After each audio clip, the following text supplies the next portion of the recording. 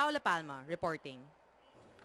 As the United States military concludes its almost 2-week training on the use of non-lethal weapons with Filipino soldiers and policemen, questions are now raised whether these will pass the standards of human rights advocates. Non-lethal weapons are commonly used in developed countries to counter civil unrest such as unruly mass actions or during low-intensity conflicts.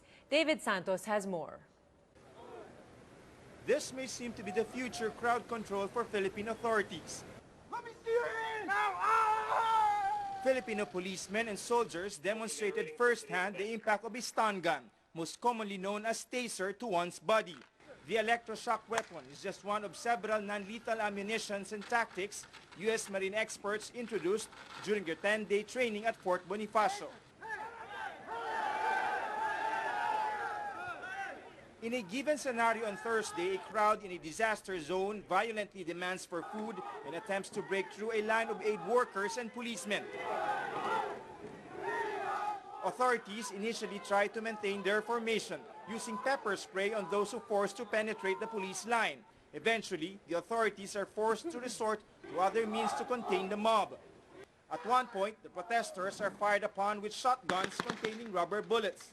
Then, a sting ball grenade was thrown into their direction, forcing them to disperse. Those immobilized are taken in by the authorities and given first aid. Philippine officials and foreign observers seem impressed with the demonstration. Representatives from the PNP will study whether these tools can be included in future security planning, especially since policemen are always on the front line of crowd control. Although tinuturuan tayo ng basic na handcuffing technique, basic na arrest techniques, but with the support of this, hindi natin masyadong pahirapan tsaka hindi natin ma-endanger yung buhay ng mga pulis natin. But how viable are the use of non-lethal weapons to address civil disturbance in a Philippine setting, especially with human rights groups always on the lookout for possible government abuse? Aside from shields, batons, and the occasional use of water cannons, local authorities are practically left with nothing except their firearms to use against unruly individuals or groups. For the Human Rights Commission, maximum tolerance remains to be the rule of thumb. A CHR official even frowns on the idea on the use of tasers. There are certain human rights issue, because if you use that to pregnant women,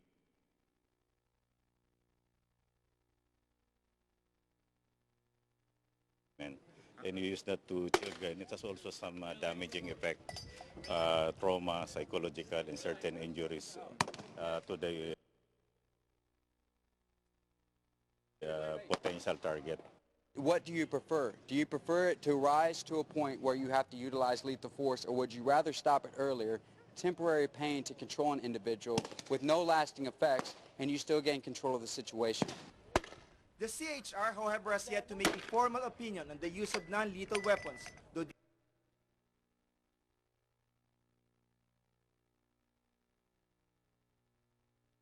agency can make specific assessment for each of the suggestions.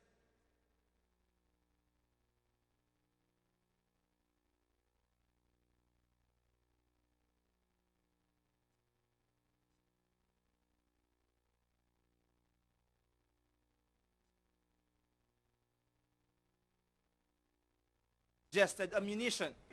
Otherwise, the authorities will have to contend with what they have been used to for the longest time, resorting to hand-to-hand combat or use the ever-reliable truncheon.